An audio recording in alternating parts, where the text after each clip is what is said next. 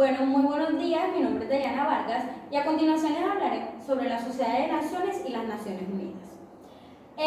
Voy a iniciar por la Sociedad de Naciones. La Sociedad de Naciones es un organismo internacional que se creó en el Tratado de Versalles el 28 de junio de 1919. Esto se creó con la finalidad de evitar que se repitieran las atrocidades que generó la Gran Guerra, conocida hoy en día como la Primera Guerra Mundial, el cual finalizó el 11 de noviembre de 1918. Bueno, la Sociedad de Naciones se basó en varios principios, los cuales fueron de la creación internacional, del arbitraje, el arbitraje de los conflictos y la seguridad colectiva.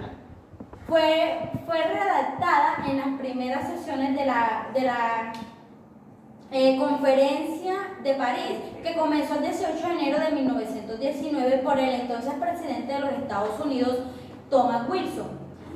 El 15 de noviembre de 1920 se declaró la guerra de la primera asamblea de la sociedad, con la participación de 42 países.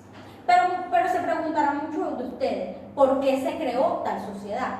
Bueno, se creó esta sociedad por el impulso público, por decirlo así, la puja, la opinión pública, en querer crear una organización con el fin de que evitara los crímenes de guerra, todas las atrocidades que se generó la Gran Guerra, es decir, la Primera Guerra Mundial, es decir, para prevenir la repetición de los horrores de la guerra. Bueno, la Sociedad de Naciones tenía unos objetivos principales. Estos eran dos objetivos. El primero de ellos era que la sociedad debía de preservar la paz por medio de una acción colectiva, para lo cual las controversias se remitirían al Consejo de las Sociedades con fines de arbitraje y conciliación. Si fuera necesario, se usarían sanciones económicas y luego militares, por lo cual los miembros se comprometían a defender a otros miembros ante posibles agresiones. En segundo lugar, tenemos que la sociedad deseaba promover la cooperación internacional en asuntos económicos y sociales. Bueno, pero se preguntarán cómo estaba organizada. La Sociedad de Naciones estaba organizada por la Asamblea, el Congreso y el Secretariado. La Asamblea, compuesta por los Estados miembros de la Sociedad de Naciones, se reunía en el mes de septiembre de cada año en Ginebra, Suiza. Cada Estado tenía derecho a un voto. Se encargaba de promover y votar las resoluciones y recomendaciones por unanimidad, así como elegir miembros no permanentes del Consejo. Las candidaturas de nuevos países integrantes debían ser aprobadas por los tercios de los votos de la Asamblea. Entonces vamos a hablar sobre otra, que es el Consejo. El Consejo sesionaba regularmente 3 veces al año y realizaba, si se requería, sesiones y se reunía si se requerían de sesiones especiales. Bueno, sus resoluciones se tomaban por votación unánime.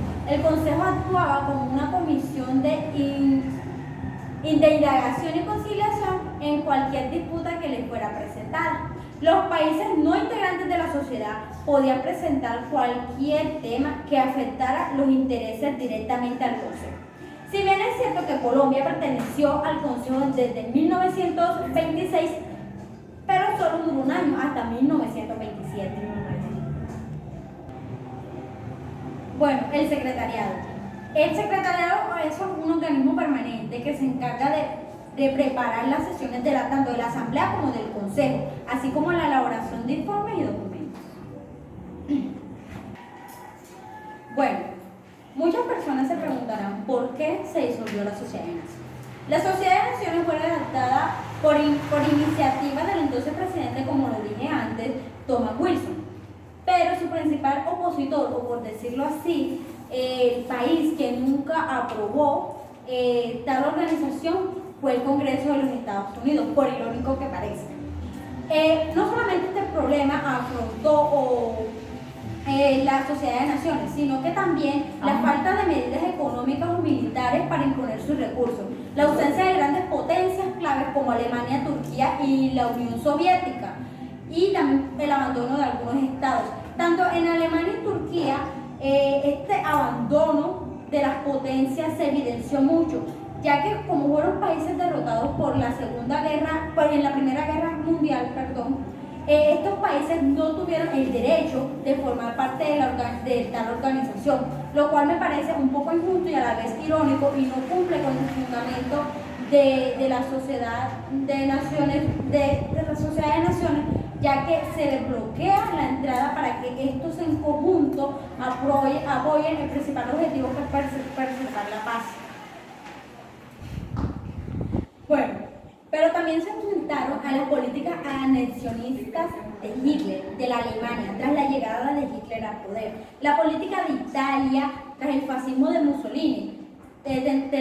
Tenemos que tener en cuenta que Mussolini implantó el régimen fascista, dejando por fuera toda clase de democracia. Estas y muchas cosas más hizo que la Sociedad de Naciones fuera perdiendo fuerza, que se viera incapaz de solucionar dichos conflictos por la vía diplomática. Cuando Alemania invadió a Polonia en 1929 ya era demasiado tarde. La Segunda Guerra Mundial daba comienzo. El principal objetivo de la Sociedad de Naciones, que era preservar la paz, invitando así, se vio vulnerado, invitando así a que la guerra surgiera y que la paz fracasara. Bueno, es así que acaba la Segunda Guerra Mundial en 1945. Luego, en 1946, la Sociedad de Naciones se disuelve tras celebrada su última asamblea. Ahora hablaremos sobre la ONU. La ONU fue la organización que, por decirlo de alguna manera,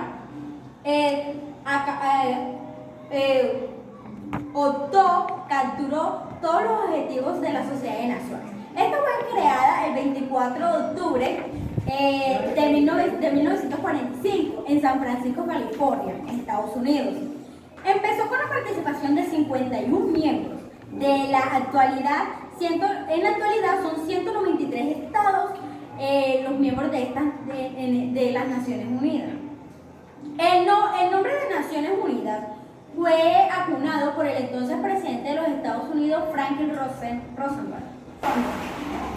Bueno, ahora hablaremos sobre los principales objetivos de la ONU. Uno de ellos es mantener la paz y la seguridad internacional, ayudar a las naciones a trabajar unidas para mejorar la vida de los pobres, vencer el hambre, las enfermedades y el analfabetismo, fomentar también el respeto a los derechos y libertades de los demás, servir de centro que armonice los esfuerzos de las naciones por alcanzar estos objetivos comunes. Bueno, ahora vamos a hablar sobre sus órganos principales, el cómo está organizada la ONU.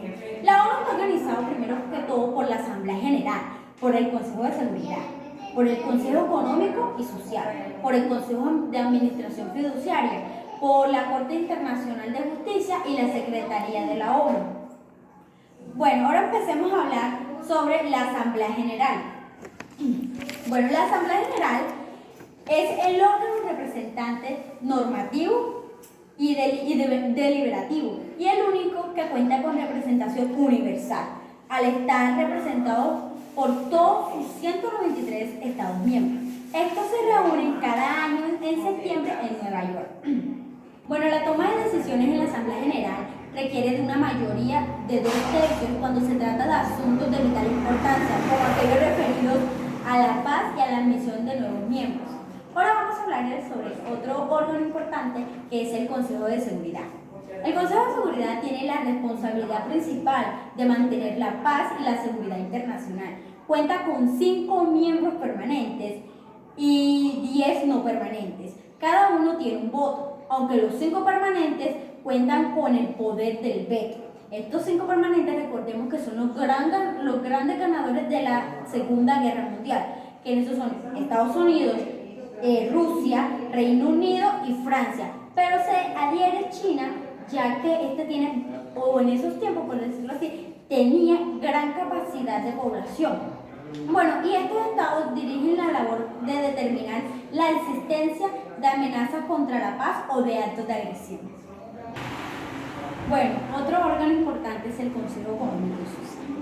Es el encargado de tratar los asuntos económicos, sociales, medioambientales, mediante la revisión de las políticas que se adoptan, su condición y la creación de recomendaciones.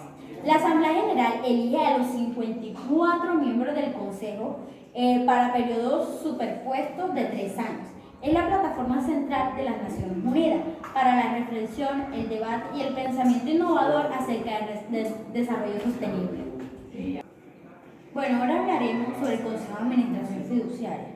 Se estableció en 1945 y tenía como misión, según el capítulo 13 de la Carta de las Naciones Unidas, la de supervisar internacional a los 11 territorios fideicomisados, puesto bajo la administración de 7 Estados miembros y asegurar que se le preparaba para la autonomía y la independencia.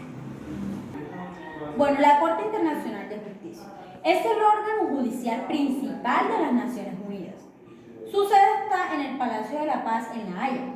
Es el único de los 6 órganos principales que no se encuentra en Nueva York. Su función es resolver, de acuerdo con la legislación internacional, las disputas legales presentadas ante ella por los distintos estados y emitir dictámenes consultivos acerca de las cuestiones legales que los órganos utilizados y las agencias especiales le plantean. Bueno, la Secretaría.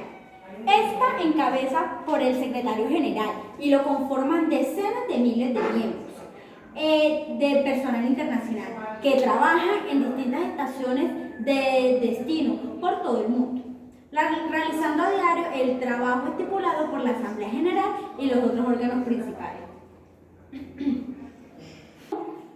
Bueno, la ONU también tiene fondos y programas y agencias que bien no están dentro de, por decirlo así, de los órganos de organización de esta entidad, sino que más que todo son apoyos para la sociedad. Bueno, estos fondos y programas y agencias están dentro del sistema de las Naciones Unidas y están formadas por la propia organización y numerosas organizaciones afiliadas, conocidas como lo dije anteriormente, como programas, fondos y agencias. Cada una de estas, cuenta con sus propios miembros, con su propio liderazgo y con su propio presupuesto. Bueno, si bien es cierto, un ejemplo de programas y fondos, tenemos la UNICEF, que es el Fondo de las Naciones Unidas para la Infancia, y tenemos la PMA, que es el Programa Mundial de Alimentos. Bueno, ahora hablaremos sobre las agencias especializadas. Un ejemplo de agencias especializadas tenemos el Banco Mundial, el Fondo Monetario Internacional, la OMS, la UNESCO y la OIT, entre muchos otros. Bueno, mi pregunta problema es, ¿se debe regular el poder de decisión adquirido por los miembros permanentes de la ONU al momento de intervenir o pronunciarse de fondo sobre un conflicto internacional? Tuvo una respuesta positiva, que se habla sobre la dictadura por parte de los Estados miembros, y la respuesta negativa fue vencedores de la Segunda Guerra Mundial. Bueno, para dar respuesta a estas preguntas me basé mucho en que los países permanentes que están en la ONU son los grandes ganadores de la Segunda Guerra Mundial. Entonces, ¿qué? No me parece justo de que ellos tengan la última decisión, porque si bien es claro, hay una reglamentación o llega un proyecto a la ONU, todos pueden estar de acuerdo, los países miembros, pero si una de estas grandes potencias se opone a la regulación de este proyecto, enseguida se cae y, por decirlo así, no va más. Es por esto que de mi parte esta regulación se debe de aprobar, es decir, se le debe dar participación a otras potencias, como Brasil, por ejemplo. Y para mí es una respuesta positiva, ya que sí hay dictadura por parte de los Estados miembros. ¿Por qué? Porque los Estados miembros tienen el poder y la facultad de decidir a conveniencia si un proyecto les conviene o no, como en el caso del embargo de los Estados Unidos a Cuba. Esto tuvo la aprobación de casi todos los miembros, e incluso en los 5 miembros permanentes estuvo la votación de todos, a excepción de quién, de Estados Unidos. Es por esto que considero que se debe, por decirlo así, legislar al respecto, ya que hay una dictadura favoreciendo a aquellos países. Y una respuesta negativa sería de que por tener la calificación de ser los vencedores en la Segunda Guerra Mundial, estos tienen poder sobre las demás potencias. Y es decir, que tienen la facultad de decidir qué proyectos o qué no se aprueban en la Organización Nacional de las Naciones Unidas. Bueno, y es así como yo planteo mi pregunta-problema. Entonces, para mí sí se debe de regular esa repartición de poder, ya que no es equitativa y no cumple entonces con los objetivos, que es preservar la paz y del Comité de las Naciones Internacionales, acá la redundancia. Para mí se les debe de dar mayor participación. Gracias.